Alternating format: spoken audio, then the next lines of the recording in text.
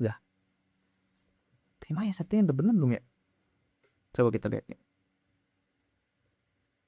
Oh, udah bener. Udah. Oke. Iya, long time no see, kawan-kawan semua. Jadi setelah sekian lama, berapa lama ya? Eh, Setahun lebih ya. Akhirnya saya bisa bikin video lagi. Mungkin tidak akan sekonsisten sebelum-sebelumnya karena memang dengan kesibukan yang sangat padat sehingga ya, sangat terbatas untuk membuat video dengan baik. Tapi memang akan kita usahakan ya untuk membuat bahasan-bahasan yang lebih tepat dan lebih enak untuk kita bahas bersama gitu. Karena memang kalau misalkan kita bicarakan soal channel wrestling, kalau eh, terlalu umum lah ya, mungkin sudah banyak channel-channel yang lebih pro, yang sudah lebih oke gitu ya. Mungkin kalau misalkan kita sebut satu persatu juga bukan tidak mau mengurangi rasa hormat ya, tapi memang kelamaan gitu kalau harus kita absen ya. Apalagi kalau misalkan channel luar itu udah banyak banget. Jadi mungkin untuk eh, dalam rangka mengembalikan MI Wrestling, saya pengen membuat approach-nya ya jadi sedikit lebih berbeda. Jadi tidak hanya kita membahas soal wrestling secara umum saja, tapi saya pengen mengubah sedikit pendekatannya, mungkin agak membelokkan. Makanya kalau misalkan teman-teman pengen lihat video-video yang lama udah saya take down semua gitu. Bukan karena saya benci dengan videonya, tidak, tapi karena saya pribadi pengen membuat sesuatu yang baru sehingga teman-teman tidak apa namanya ya, melihat kesegaran yang berbeda gitu dengan apa yang membuat ya apa sih, ngomong apa sih intinya, saya tuh ingin bikin video yang berbeda, pendekatan yang berbeda sehingga teman-teman juga punya ilmu yang baru gitu dari nonton channel ini. Ya mungkin teman-teman bisa mendapatkan informasi seputar gulat yang lebih detail secara umum tentang gulatnya itu di channel-channel lain ya. Tapi yang pengen saya lakukan di channel saya di My Wrestling kali ini adalah saya pengen membuat pendekatannya berfokus kepada olahraganya, berfokus kepada eh, medisnya ya. Di bidang medisnya ya si hitung-hitung mengimplementasikan ilmu yang sudah saya pelajari selama saya belajar itu. Nah, jadi mungkin kita coba bahas dulu ya soal yang sudah pernah terjadi sebelumnya. Jadi mungkin kita coba tarik ke belakang ke beberapa bulan yang lalu. Jadi kalau misalkan teman-teman nggak tahu itu ada kejadian, jadi ada pengumuman gitu sekedar informasi dari Chelsea Green ya, di mana Chelsea Green mengumumkan bahwa dia baru saja menjalani operasi untuk memperbaiki keluhan SPT ya ketika disebutnya itu sama dia. Nah, mungkin teman-teman banyak yang bertanya, ya apa sih SPT? Apa sih SPT ini? Karena kalau misalkan teman-teman baca mungkinnya soal SPT agak mengkhawatirkan sehingga ya, apa sih nih?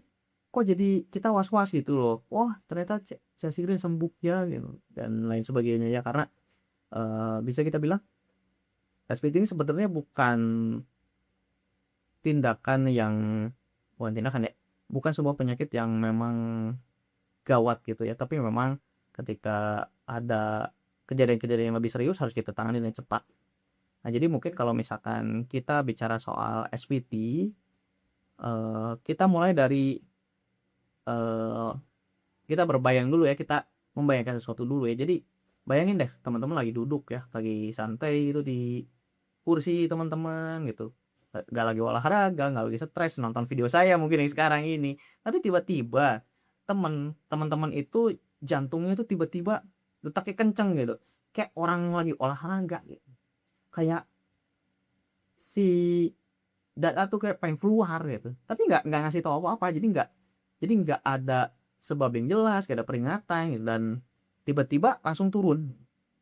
Nah, seolah nggak ada kejadian apa-apa. Jadi kayak tiba-tiba naik, tiba-tiba turun gitu loh. Nah, kalau misalkan ada kejadian-kejadian seperti ini, itulah yang dinamakan SVT tadi atau kita sebut sebagai supraventricular tachycardia ya, atau tachycardia supraventricular itu ya.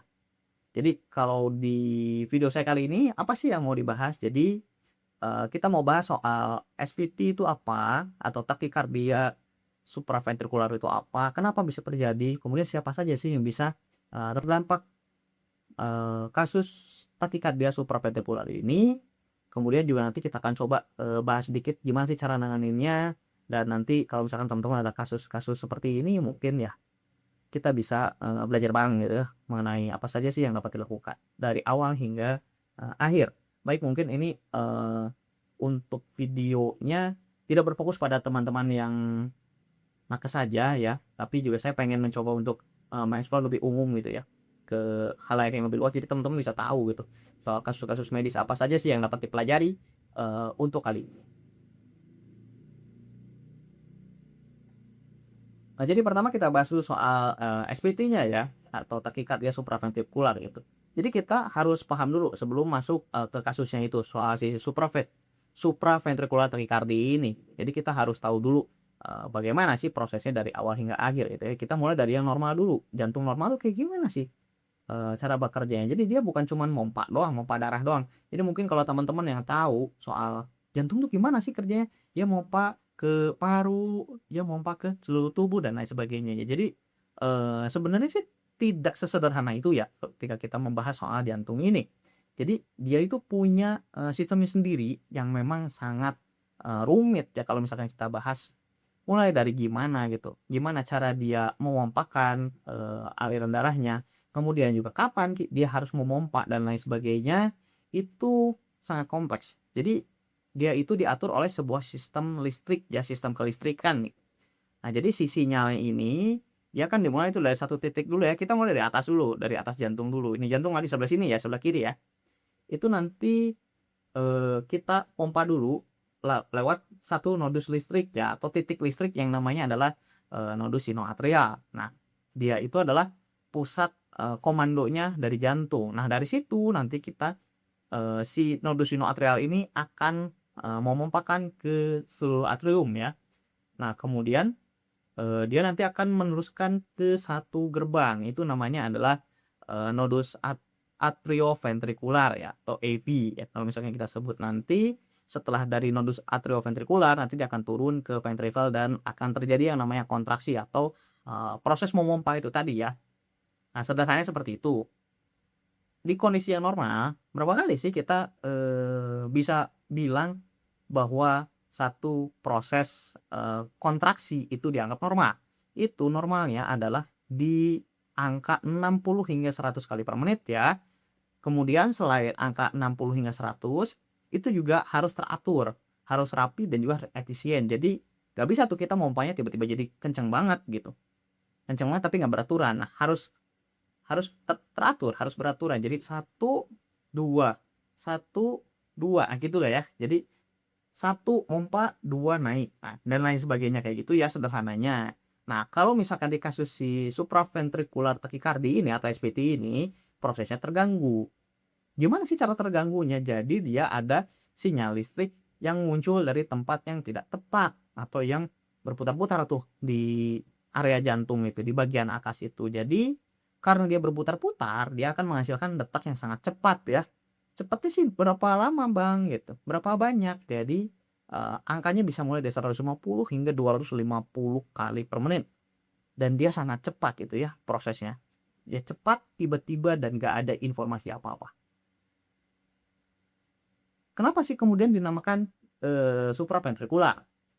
Secara sederhana supraventrikular ya kita bagi dua dulu, supra dan ventrikular. Nah, ventrikular itu adalah ventricle ya kalau misalkan, kita lihat jantung itu ada atrium, ada ventricle. Nah, yang bagian bawah itu adalah namanya ventricle. Nah, yang atas itu atrium ya. Atau kalau misalkan teman-teman yang belajar soal IPA itu ada bilik sama serambi. Nah, itu tuh. Nanti akan nih coba lihat gambar dari sini ya. Nah, tapi kalau sederhananya supraventrikular berarti apa? Kejadiannya adalah di bagian atas yaitu di atas dari ventricle ya. Nah, sehingga ini menunjukkan bahwa memang, supraventrikular takikardia. Masalahnya ada di area supraventrikular atau di bagian atas jantung. Bisa di atriumnya, bisa di nodusnya, atau di jalur-jalur yang terjadi kontraksi di sekitar itu ya. Jadi dia bukan satu penyakit tunggal, jadi dia itu adalah sebuah istilah untuk, menyebutkan, ya ini loh, gitu.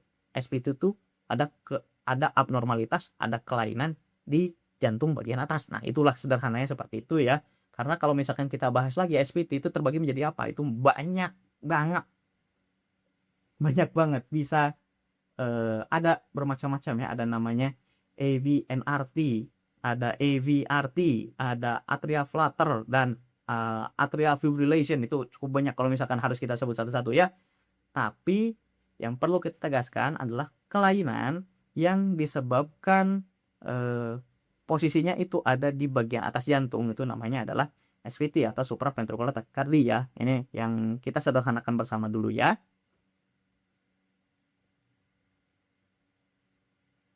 Oke, kita bahas sedikit ya kenapa bisa terjadi sih si supraventricular tachycardia ini. Nah, jadi yang pertama adalah re-entry ya, atau masuk lagi gitu. Itu adalah mekanisme yang paling umum ya. Kalau misalkan teman-teman bayangkan itu sinyal listrik yang seharusnya dia jalannya satu arah gitu. Nah, ini malah jadi nemu jalan alternatif yang dia itu malah jadi putar balik. Jadi harusnya dia lurus begini, dia malah muter-muter. Ya begitulah, sehingga setiap kali dia sinyalnya itu berputar, itu jantung tuh detak sekali ya. Nah, tapi kalau putarannya cepat, jadi detaknya itu dia tambah cepat juga. Nah, ini biasanya terjadi pada kasusnya namanya AV NRT atau re-entry di dalam nodus AV ya, yang tadi udah kita jelaskan di awal. Dan juga pada beberapa kasus, salah satu contohnya adalah Wolff Parkinson White ya. Wolff Parkinson White syndrome. Nah, itu dia juga salah satu kasus yang khas pada SVT ini ya. Kemudian yang kedua adalah abnormal otomasitas ya. Jadi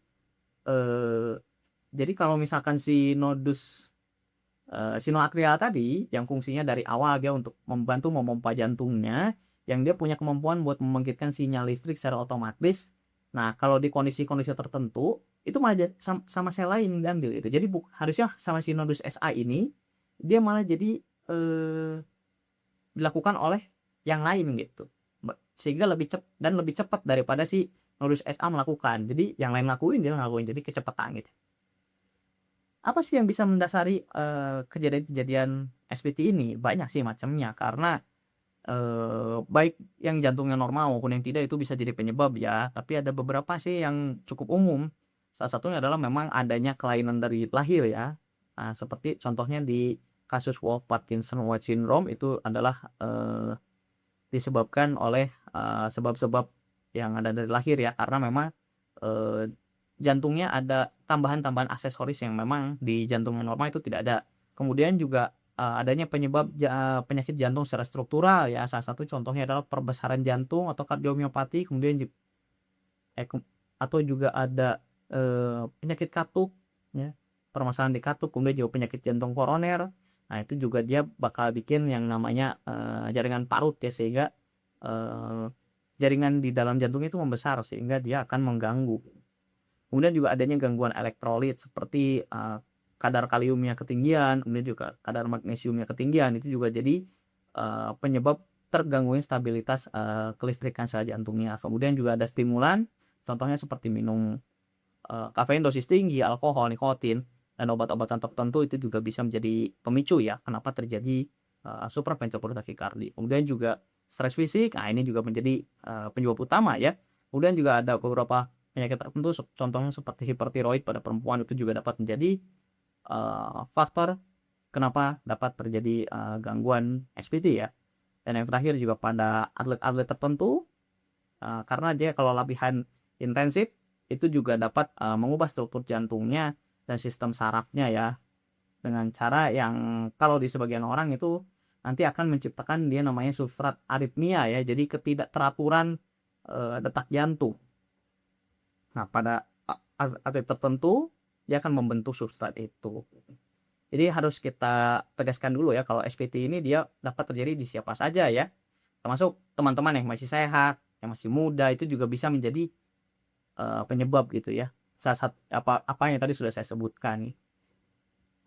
Kemudian kita bahas lagi soal gejalanya ya. Nah, kalau gejalanya memang macam-macam ya. Tapi salah satunya yang perlu kita tegaskan, yang paling khas terjadi itu adalah berdebar. Nah, itu berdebar itu adalah jadi salah satu gejala yang umum terjadi di kasus-kasus takikardia supraventrikular, atau istilah lainnya, istilah medisnya itu adalah palpitasi. Kemudian ada gejala-gejala lain juga yang bisa menyertai seperti rasa tidak nyaman atau adanya tekanan di dada, kemudian juga ada sesak nafas ya. Kemudian terutama pada saat, episodenya itu sudah berlangsung lama ya.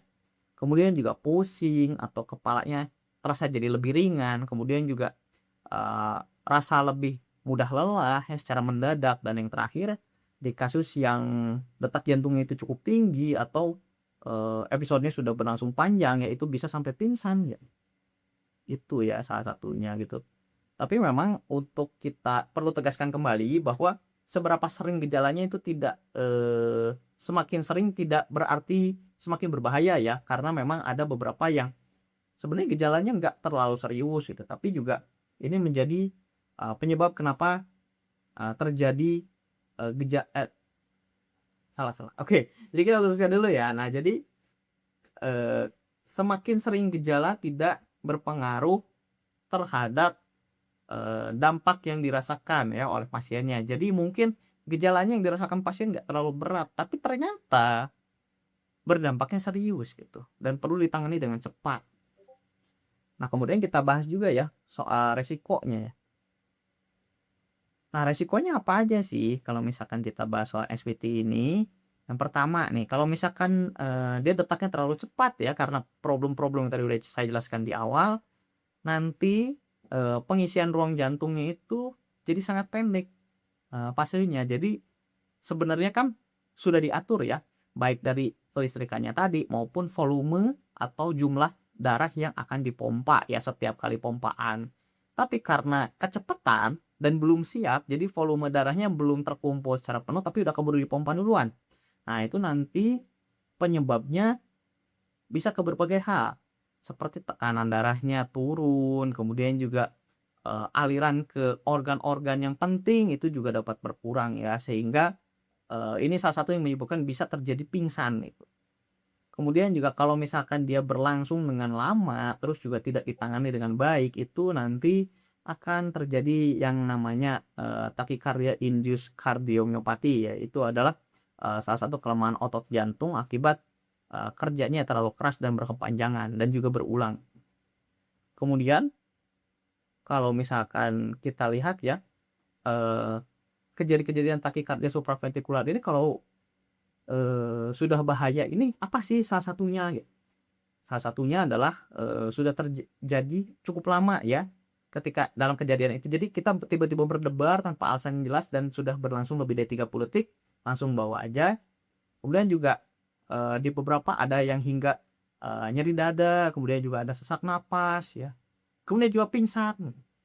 Dan juga mungkin, di beberapa orang ada riwayat penyakit jantung sebelumnya, itu juga dapat menjadi, resiko sehingga perlu langsung ditangani segera ya ke IGD rumah sakit terdekat. Kemudian bagaimana sih cara untuk, mendiagnosis, takikardia supraventrikular ini? Jadi perlu kita jelaskan dulu ya. Jadi, nggak bisa teman-teman cuman ngerasa berdebar terus auto bilang, "Waduh kayaknya saya takikardia supraventrikuler deh," ya. Mungkin tadi saya sudah bilang ya, takikardia supraventrikuler itu, eee, beragam keluhan seputar jantung bagian atas yang membuat, jantung terasa berdebar. Nah, itu salah satunya ya, tapi perlu kita luruskan terlebih dahulu bahwa tidak semua yang seperti itu harus langsung dikatakan, supraventricular tachycardia ya. Jadi harus kita tegakkan dulu dengan bukti-bukti ya, dengan pemeriksaan. Salah satunya dengan apa? Salah satunya dengan EKG ya atau elektrokardiogram, itu adalah yang utama ya. Nah, bagusnya memang direkamnya pas lagi kejadian tuh. Jadi teman-teman ketika berdebar diperiksakan EKG untuk kita tahu gitu, apakah memang terjadi si takikardia supraventrikular atau tidak. Tapi memang problemnya, salah satunya itu kalau misalkan kita bicara soal, penegakan diagnosis menggunakan EKG itu, kelamaan gitu. Jadi kadang pas datang pasiennya udah keburu turun, sudah keburu tidak lagi SPT dan lain sebagainya gitu. Sehingga salah satu yang bisa kita gunakan adalah penggunaan alat EKG untuk 24 jam, tapi biasanya jangan dipakai ya. Atau juga, kita juga bisa bantu dengan menggunakan, uji latih ya atau namanya treadmill test gitu. Nah, uji latih atau treadmill test ini nanti dia fungsinya untuk mmm, melihat gitu, apakah si kejadian SVT ini bisa dipicu oleh aktivitas fisik atau tidak ya. Kemudian selain itu kita juga, bisa lakukan ekokardiografi atau USG jantung ya istilah lainnya, kemudian juga bisa kita lakukan pemeriksaan laboratorium untuk menunjang apakah ada, mengarah ke SVT, kemudian juga kita bisa lakukan pemeriksaan-pemeriksaan yang lainnya, ya udah cukup banyak gitu kalau misalkan perlu kita bahas satu per satu.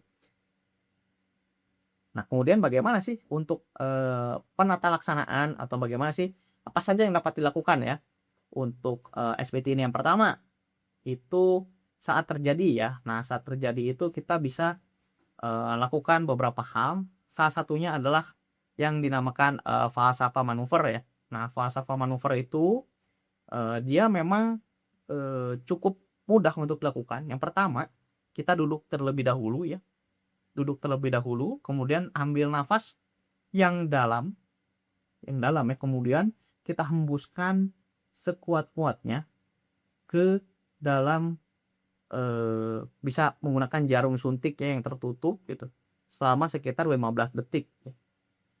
Kayak kayak orang ngeden ya. Nah, kayak orang ngeden tuh. Terus nanti langsung tiduran dan angkat kedua kakinya setinggi 45 derajat selama 15 detik berikutnya ya. Nah, ini ketika berbaring ini nanti dia akan meningkatkan, aliran balik vena ya ke jantung sehingga nanti akan, membantu mengembalikan ke posisi sebelumnya ya untuk jantungnya yang mengalami SVT tadi. Kemudian juga bisa dilakukan dengan, beberapa tindakan, salah satunya bisa dilakukan dengan pijat pijat jantung ya. Nah, kalau pijat jantung ini hanya bisa dilakukan oleh tenaga medis ya, nggak bisa sama teman-teman gitu, yang awam ya, jadi hanya bisa dilakukan oleh tenaga medis. Kemudian kalau misalkan, nggak bisa terjadi ya, nggak bisa terjadi bisa diberikan obat-obatan, kemudian juga untuk pencegahan jangka panjangnya nanti kita biasanya kalau dari nakes itu atau dari dokter-dokter itu akan diberikan yang namanya obat, anti aritmia ya. Apa saja sih? Banyak opsinya, nanti kita bahas lagi ya, jadi kesempatan berikutnya kalau misalkan teman-teman tertarik ya, atau nanti kita juga bisa bahas, penggunaan obat-obatan yang berhubungan dengan, supraventricular tachycardia. Nah, tapi yang dilakukan sama Chelsea Green di kasus kali ini, iya nyambungnya tuh, itu bisa dilakukan ablasi kateter ya. Nah, kalau ablasi kateter itu gimana caranya? Jadi, sederhananya biasanya itu yang biasa ngelakuin kalau misalkan di Indonesia itu ada dokter spesialis jantung. Itu nanti akan dimasukkan ya kateter yang tipis, nanti, dimasukkan ke dalam pembuluh darah yang ada di paha, nanti digerakkan ke jantung. Nah, nanti dengan bantuan pemetaan nanti kita bisa lihat tuh, oh di mana nih, titiknya yang abnormal itu. Nah, nanti akan diberikan, energi panas ya atau radiofrekuensi atau, energi yang dingin atau, cryoablasi, itu nanti akan diarahkan ke titik tersebut sehingga nanti akan dihancurkan jaringan yang abnormalnya tanpa perlu dilakukan operasi secara terbuka ya, karena memang operasi secara terbuka meningkatkan resiko juga ya. Nah, sehingga, kalau misalkan kita bilang gitu ya, untuk, tindakan operasi ini apakah ada resiko? Ada pasti ya kalau misalkan kita bilang resiko ya.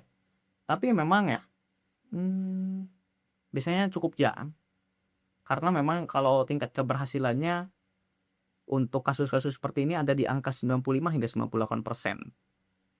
Sehingga ya dengan beristirahat secara cukup, pasiennya yang sudah menjalani operasi bisa kembali seperti semula dan beraktivitas ya. Chelsea Green juga terpantau hari ini sudah tanding lagi ya, karena saya rekam tanggal 13 itu, Chelsea Green tadi pagi tanding dengan Tiffany Stratton lawan Big Web dan Michin ya, dan kalah. Ya udahlah ya tapi. Oke, jadi, kesimpulannya gimana sih? Nah, jadi kesimpulannya, kalau misalnya kita bahas soal, supraventricular tachycardia itu adalah sebuah gangguan irama jantung yang memang dia cukup umum ya, bisa terjadi di siapa saja, bisa juga di anak yang muda, bisa orang tua, bisa siapa saja bisa terjadi mengenai itu. Tapi, dengan langkah-langkah yang tepat, sebagian besar kasusnya juga bisa ditangani sebenarnya, bahkan bisa disembuhkan. Yang terpenting jangan diabaikan, ketika teman-teman merasa dada berdebar tiba-tiba dan berhenti tiba-tiba tanpa alasan yang jelas ya. Jadi kita catat kapan terjadinya, kemudian berapa lama terjadinya, dan apa saja yang dirasakan. Nah, ini dapat membantu tenaga medis, khususnya dokter, untuk menegakkan apa diagnosis teman-teman ketika terjadi hal-hal seperti itu. Jadi kalau misalkan teman-teman ada di sekitar teman-teman ya, entah mungkin keluarganya atau mungkin teman-teman sendiri yang pernah merasakan hal seperti ini, silakan untuk bawa ke fasilitas terdekat ya. Oke. Itu saja mungkin untuk video hari ini, kurang lebihnya mohon maaf. Silakan kalau ada saran, kritik, dan lain sebagainya silakan sampaikan di kolom komen. Mungkin kedepannya akan kita coba untuk video-video seperti ini ya. Mungkin nggak tiap hari, mungkin 1 minggu sekali mungkin. Karena saya rencananya selain di sini saya akan mencoba untuk mengeksplor juga kasus-kasus serupa, tapi tidak hanya di dunia wrestling. Oke, kalau misalkan ada kasus-kasus wrestling yang menarik, yang cedera-cedera dan lain sebagainya, itu langsung drop aja di komen ya, jadi biar kita bahas bareng-bareng. Ya, itu aja dulu buat video hari ini ya. Silakan kita diskusikan. Kalau ada yang menarik, nanti kita akan diskusikan di minggu depan ya, dengan video-video yang lebih menarik gitu ya, untuk bisa kita bahas itu. Berita kemana bang? Tetap ada berita, cuman mungkin beritanya nggak tiap hari banget. Kalau tiap hari banget ya gimana ya, jadi biar nanti porsinya berita lebih banyak di channel yang lain aja ya. Jadi di sini kita fokus soal obrolan olahraganya ya, olahraga medis gitu. Nah, itu nanti ya yang akan kita fokuskan untuk obrolan di sini.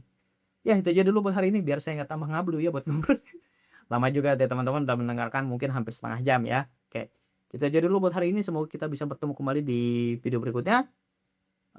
Kita ketemu lagi ya. Terima kasih dan sekian.